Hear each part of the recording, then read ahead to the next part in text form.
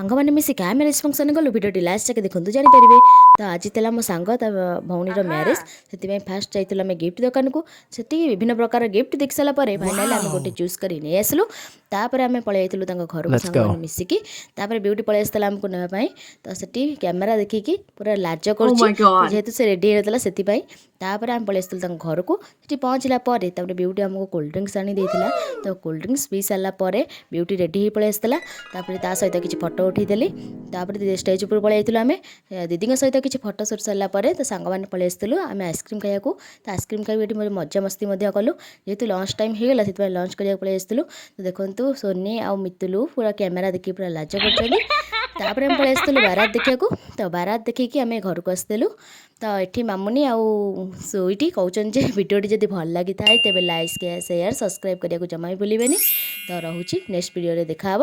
ତ ଜୟ ଜଗନ୍ନାଥ।